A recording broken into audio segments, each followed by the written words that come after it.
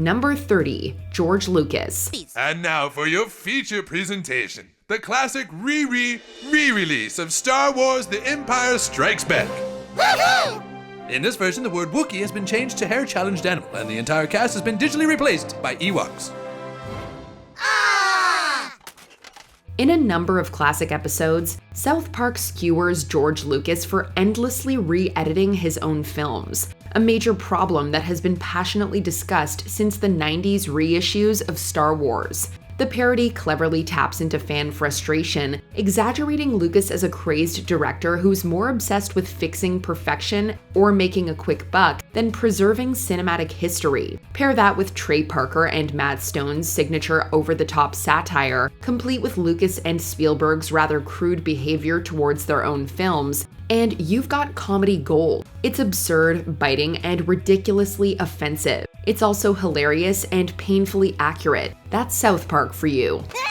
Do with us what you will, Mr. Lucas, but please don't change Raiders of the Lost Ark. We're gonna make it better. The movie's gonna be changed, and that is that. Number 29. Korn. Hey, you're that band Korn. Yeah, I'm Jonathan, and this is Monkey, David, Philly, and Head. And over there's our pal Niblet. We don't care how simple it is. Portraying seemingly tough guys as goofy sweethearts will always be funny. Korn's groovy pirate ghost mystery nails the absurdity of crossover events by mixing a gritty nu metal band with Scooby-Doo style antics. The band is reimagined as wholesome mystery solvers, brilliantly clashing with their dark and edgy public image. Their monotone voices and the silly animation style only make things funnier. Add in jabs at religious fear-mongering, and you've got layered comedy wrapped in animated chaos. It's so unexpected, so weird, and so perfectly South Park. Now, that's groovy. My glasses gotta be around here somewhere.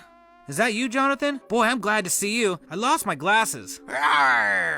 Hey, you got a cold, Jonathan? Yeah, that sounds like a groovy song, man. Remember that one. Number 28. Tyler Perry. Oh man, I want to thank you all for this amazing award, or as Medea would say, hallelujah!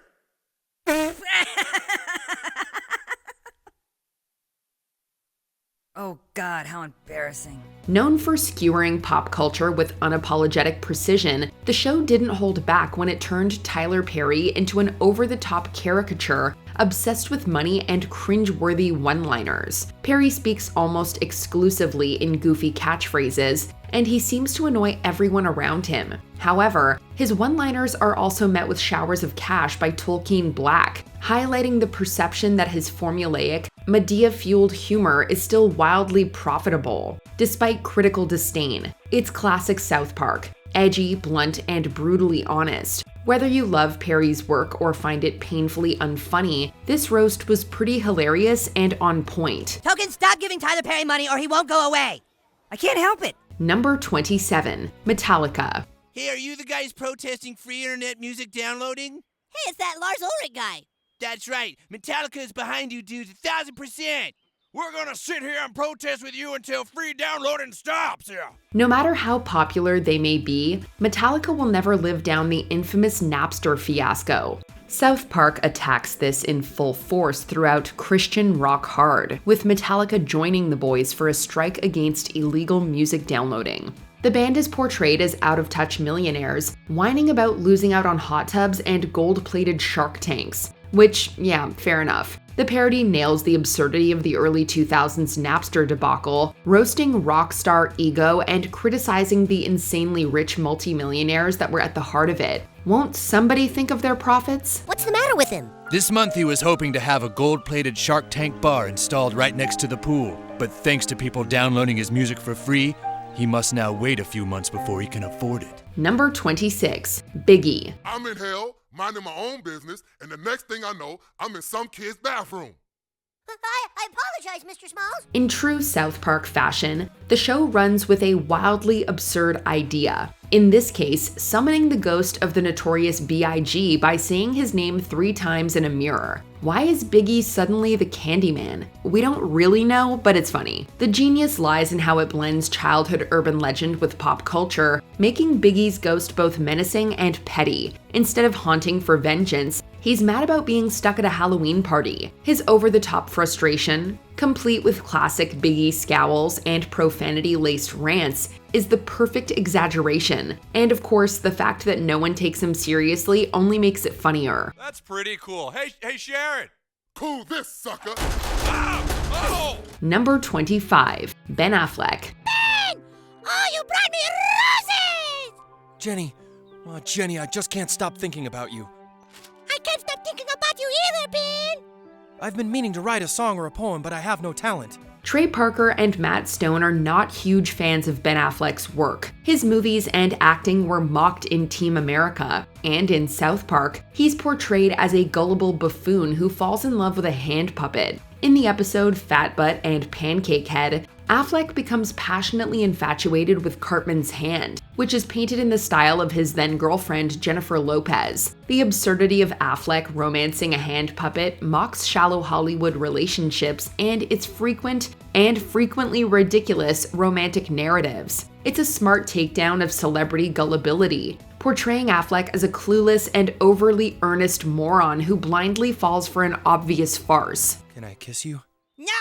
Yes, oh yes, Ben, kiss me! Ah, god damn it! Dude! Just like tacos. Taco-flavored kisses for my Ben. Number 24. Diddy. Vote or die. Vote or die. Okay, I'll vote.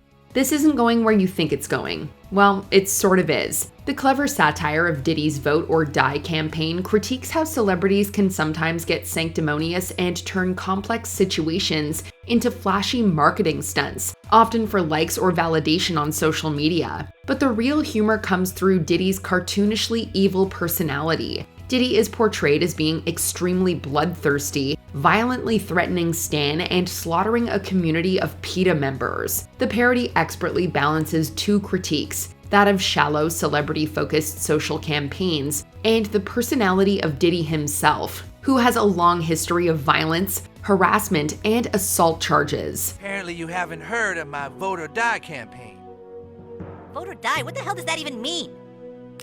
What you think it means, bitch. Number 23. George R.R. Martin. But you said they were on their way like 3 hours ago. If I don't get pictures soon, I'm going to pass out. This author's obsession with nudity is at the forefront of his parody, as the show portrays him as being endlessly distracted by figures and descriptions of genitalia, specifically of the male variety. This can be seen as a comment on A Song of Ice and Fire, which frequently and graphically details the human body. Martin's annoying presence in the show also serves as a type of meta joke. Just as he continuously delays the release of a new book, he continuously delays the kids' quest and the mall's Black Friday event. These are easy jabs to make, sure, but they're still pretty darned hilarious. In fact, Martin loved his parody and claimed that they went easy on him. Ladies and gentlemen, it is my honor to be here this morning on behalf of South Park Mall Partners and Channel 9 News, your go-to source for news, weather, and sports. Just do it! Number 22. Meghan and Harry. So let me start with you, sir.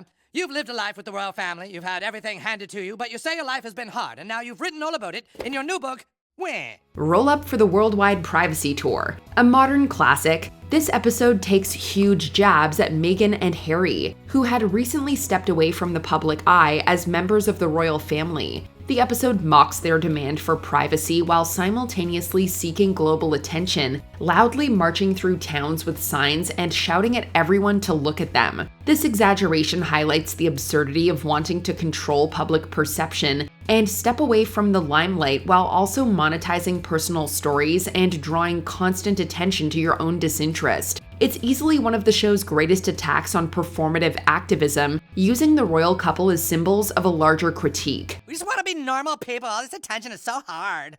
Isn't it true, sir, that your questionable wife has her own TV show and hangs out with celebrities and does fashion magazines? What are you suggesting? Number 21. Snooki. When flipping through the pages of the reality TV Book of Stars, you may not recognize the name Nicole Polizzi. Yet for fans of the Jersey Shore reality show, Snooki is a name that will ring a bell. It's one of them! That thing's from Jersey, too! What is it? It's called a Snooki. A breakout personality from the series, Snooki's antics ran the gamut, making her notoriously famous for her overly friendly personality. Don't let it get away! South Park took a jab at the entire reality show in the It's a Jersey Thing episode. Your tactics don't work on me. Snooki wants smush smush. Snooki is portrayed as a goblin-like creature that attacks any man she encounters within the town while mumbling her name and other sounds no one can understand.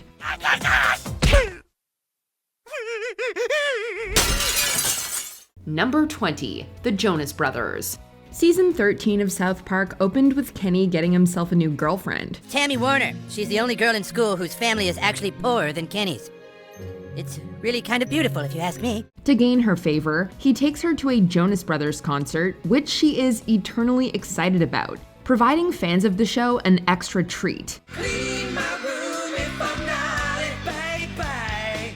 Not only did it give us a chance to see Godzilla Mickey Mouse, a fabulous impersonation by the way. Oh boy, I just love flying all the way to Colorado to hear about your problems. It gave us a great send-up of the trio of singers. I love you, Joe! Until then, go back to Montreal, 'cause I still love you, bye-bye. Between the overuse of Bay Bay in their singing to the suggestive dances in front of the young audience, it's everything you need to know about the Disney-era Jonas Brothers. We all wear purity rings. It means we are going to be pure and not have sex until we're married. And it means we stay away from bad stuff and avoid people who swear or watch naughty TV shows. That's just how we roll. Number 19, Bono. Hello everyone, I am Bono.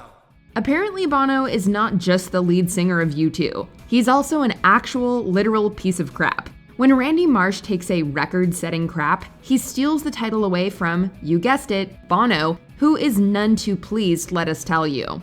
He can't beat my 9.5 carats. Well, he's going to try. Fine, but he has to take the crap in front of you in Zurich. But then it's revealed that Bono hadn't previously taken the world's biggest crap. He is the world's biggest crap. The second talking piece of poo in the South Park universe, but the first to take the form of a human. Somebody's been keeping it a secret. Bono was never the record holder. He's the record. According to the show, it's his status as a hunk of excrement that explains why Bono can do so much good in the world, yet still appear like a huge turd. Bono could not be reached for comment as he is currently in Africa helping the needy. Number 18, Phil Collins. Oh, I think it's a horrible tragedy, isn't it? Let this be a lesson to all future musicians. Should you ever find yourself competing with Trey Parker and Matt Stone for a Best Original Song Oscar, then do yourself a favor and pull out, because the consequences for beating them will not be to your liking. Genesis singer Phil Collins learned this the hard way after You'll Be in My Heart won over Blame Canada at the 2000 Academy Awards. You'll be inside of me, deep inside of me. As revenge, the creators had Collins make an appearance in South Park, where he was depicted as a boring singer that's constantly clutching his Oscar, which was later shoved where the sun don't shine. Lovely. Put me down, you filthy bastards! Number 17, Michael Jackson. Here I am, blanket. Despite his alias of Michael Jefferson, it's obvious who South Park is targeting here. Guys, this is my dad, Michael Jefferson. Michael Jefferson, yes. Hey, you want to play with me? The childish singer has made numerous appearances over the years, most notably in the episode when he moves to South Park to get away from the constant accusations of inappropriate behavior. I'm sick and tired of people harassing Mr. Jefferson. All I've been hearing since Mr. Jefferson moved here are sick lies. After his neglected son, Blanket, makes friends with Stan, Kyle, Kenny, and Cartman, Jackson tries to join the fun as a way of living out the childhood he missed. Would you like to ride the train with me and start a magical journey? Yes, I would. Mr. Jefferson, you're so awesome. Mr. Jefferson. Even as a ghost or a hologram, the infantile Jackson can't deal with what people say about him. So ignorant. He appears to be just a hologram, sir. No, it's ignorant. You don't understand. We have to stop them. Number 16, Jeff Bezos. He's the founder of one of the largest companies in the world. He recently used his billion-dollar fortune to take a trip to outer space. His company is even responsible for powering many of the world's websites. See how the worker begins to question his determination. Without his Amazon Prime status, he fluctuates between being and non-being. With all of that fame and fortune, none of it comes close to being mocked on South Park. Is that so? Now those fools will pay. What fools will pay? Oh, no, sorry. You say you have worker consumers willing to box? Shown in season 22's two-parter about Amazon's fulfillment centers, Jeff Bezos is shown as a man with an extremely large head, who seems to speak telepathically. Because the customer is all that matters. Now orders are going unfulfilled all over the state of Colorado. Inspired by an old episode of Star Trek, it's the perfect depiction of a man who seems to have grown to be so much more than just another corporate mogul. Socialist friend? Yes, he's starting to rattle his sword now too. Alexa, kill Kenny. Okay, I'll kill Kenny for you. No! Why are you doing this? Number 15, Barbra Streisand. Hey, no wonder that Barbra Streisand lady wanted it. Oh, who is that? Oh, just this really, really old lady who wishes she was still only 45. The singer has been cited as Matt Stone and Trey Parker's most hated celebrity, and she certainly gets one of the more abstract treatments of any famous person.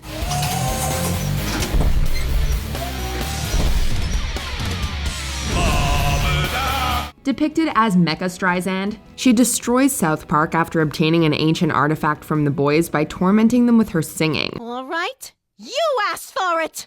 I'm gonna tell you now.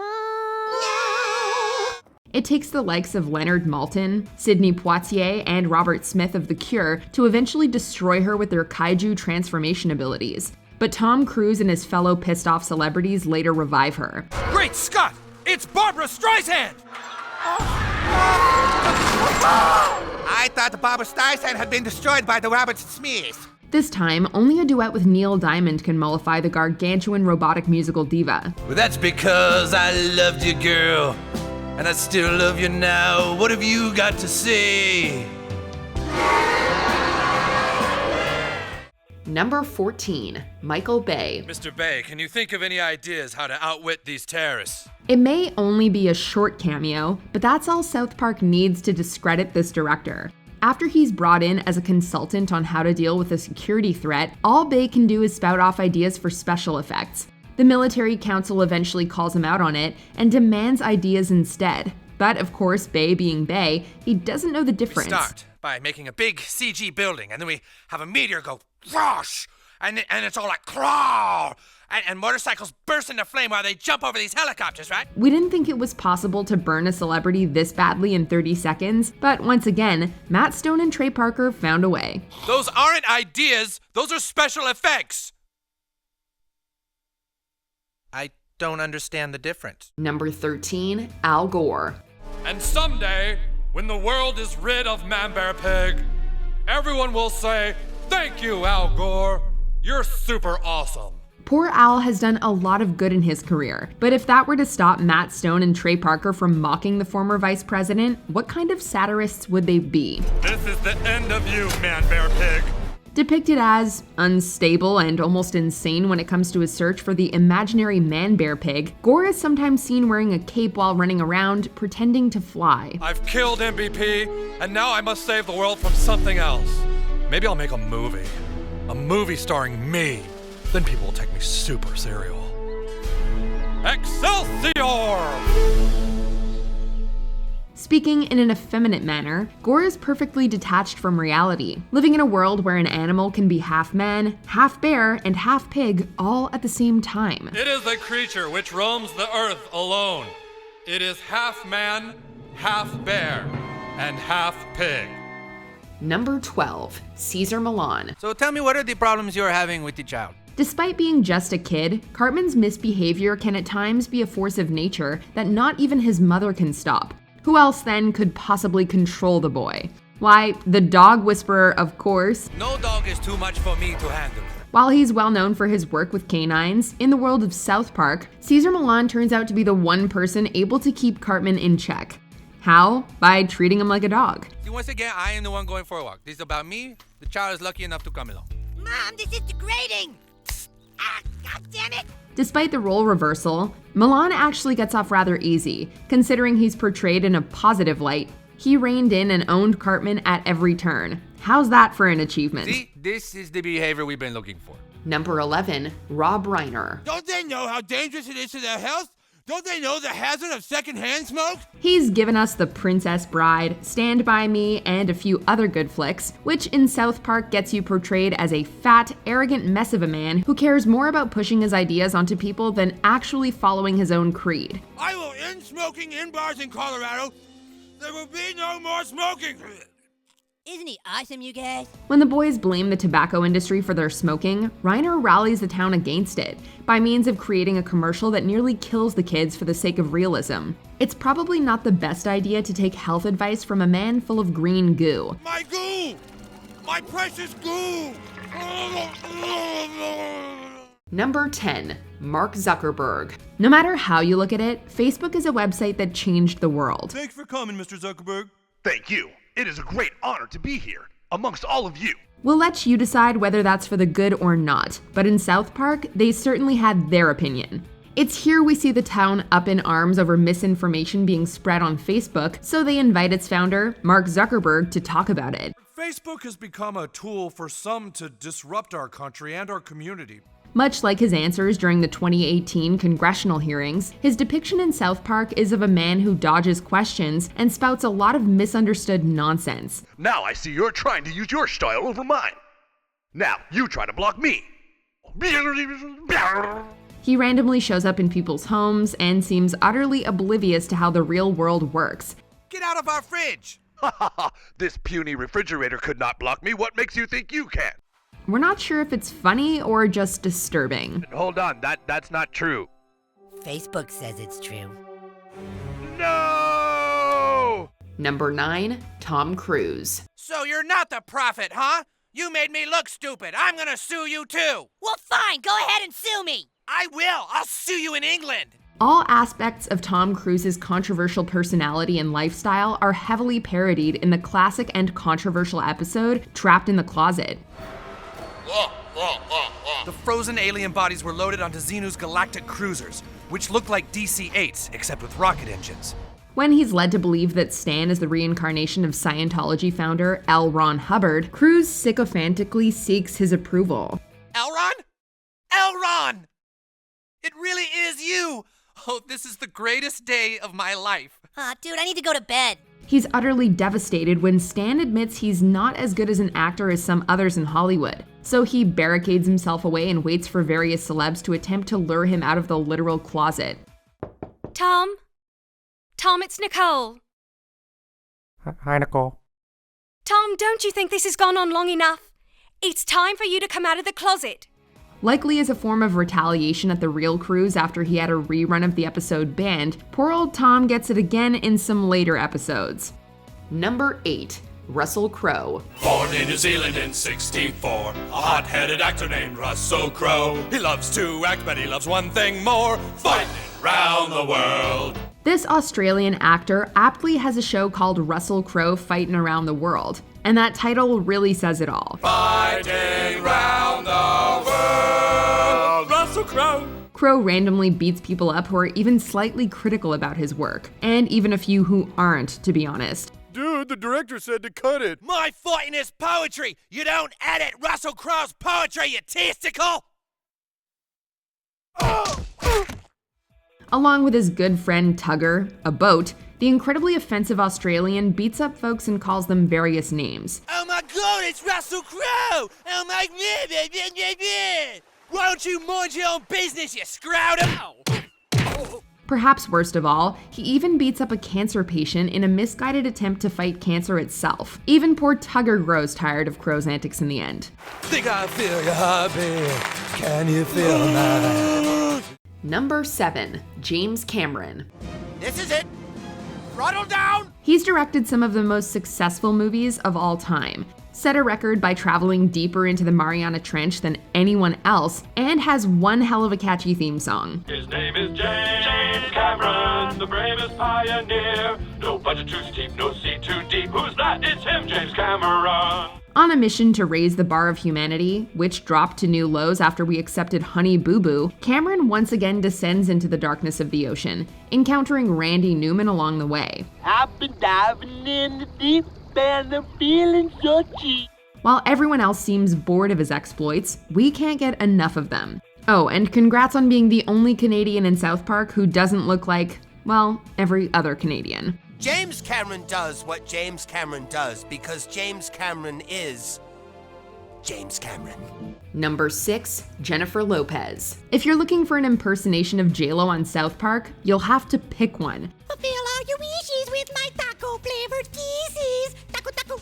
She's fantastic. Who is she? The show featured 2 very distinctly different versions of the singer/actress in the show's 7th season. The lifelike one certainly lines up with an exaggerated incarnation of the real deal. Well, Miss Lopez, we regret to inform you that we're dropping you from the label. What? Oh, no, you didn't! But for us, it's Cartman's hand puppet of J-Lo that takes the cake. Nothing more than hair and lipstick on Cartman's thumb and forefinger, she's the real star of this episode. I've got a hunger only tacos can't stop. I know exactly what I'll order. 3 tacos, 2 tostadas, and a soda pop. Gentlemen, we have ourselves a hit. Between singing about tacos and burritos, starring in a video, and having Ben Affleck fall in love with her, nothing could be a better send-up of the original. Jenny, can I kiss you? No! Yes, oh yes, Ben, kiss me! Ah, god damn it! Number 5, Mel Gibson. How dare you call me crazy? This means war! He's one of the few South Park characters to have his real face used for his parody. Jesus, oh how I love you, Jesus! When Stan and Kenny travel to Gibson's house to get their money back for the Passion of the Christ, he promptly strips down and asks the boys to inflict pain on him. Now with the Braveheart blue face paint, Gibson chases the boys back to South Park, where he insists that the whole town beat him down. So, you boys have led me here to your secret base, huh? He's hilariously masochistic and ends this brilliant episode by, well, we can't actually show you that. Just think, this episode actually came out 2 years before Gibson's reputation went down the tubes. Our $18, your movie sucked. You can't say my movie sucked, or else you're saying Christianity sucks. Number 4, Caitlyn Jenner. I'm not going to apologize for saying Caitlyn Jenner isn't a hero. Her gender affirmation caused a media storm, so of course South Park was going to take a stab at her. Contradicting popular opinion, Kyle states that coming out as transgender doesn't make her a hero, and that she's getting caught up in her own publicity. I thought we were all on board that Caitlyn Jenner is an amazing, beautiful woman who had the exquisite bravery of a butterfly flying against the wind. As if that weren't bad enough, she goes on to become the Vice President of the United States after running alongside Donald Trump, Garrison. Buckle up, buckaroo! Number 3, Kanye West. Hey man, I'm a genius, alright? I'm the most talented musician in the world! Never have fish sticks been so funny. Well, unless you're Yeezy. No, because you said you like fish dicks, Kanye. Don't you get it? You see, fish dicks is a play on words. Apparently Kanye is the only one who doesn't understand the childish gag, as he goes on a murderous rampage in his attempt to have the joke explained. I ain't gonna hurt you. I pay people to do that for me. Oh shit, oh no, man. He eventually sets his ego aside and accepts his life as a gay fish. Now content with his newly found sexuality, he wastes no time mingling with other seafaring creatures. I wanted to be free with other creatures like me, and now I got my wish. 'Cause I know that I'm a gay fish. However, he eventually decides to marry a hobbit. If she was here, you could all see for yourself how beautiful she is. But she can't be here because she has a movie coming out on Friday, directed by Peter Jackson, called The Hobbit. This depiction perfectly captures the rapper's egotistical nature while throwing in just enough trademark South Park randomness to make this the ultimate celebrity send-up. My girl ain't no hobbit. Please God tell me I'm not engaged to no hobbit. Number 2, Lorde. Lord, Lord, Lord, I am Lord. Randy Marsh is Lorde. That's about the gist of it. Yet somehow, the way the show approaches the idea of Randy having a double life as the New Zealand pop star makes it work. And then finally I used the auto-tune.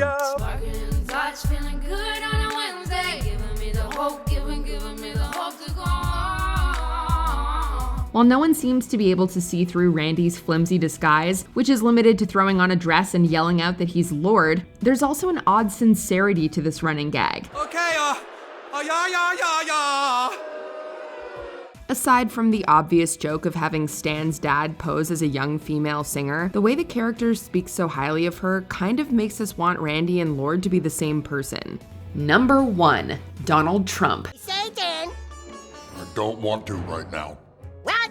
Hey, relax! Come on, Satan, I've been working hard all day! This show, in its 27th season, just casually dropped the most provocative, visually outrageous, and socially pointed celebrity parody it has ever produced. The Trump satire certainly pushed boundaries, with a hyper-realistic deepfake of the naked president and a surreal plot in which he romantically courts Satan and sues the town of South Park. The episode doesn't just insult Trump and his evil, easily offended nature, but it's also a layered social commentary on his AI deregulation and corporate influence. Casual viewers loved the topical satire, and longtime fans praised the episode for being a nostalgic return to the crass, in-your-face style of earlier seasons. When things heat up, who will deliver us from temptation? Donald J. Trump. Which one do you think was the funniest? Let us know in the comments. Ah, come on, Satan. You know you can't resist this.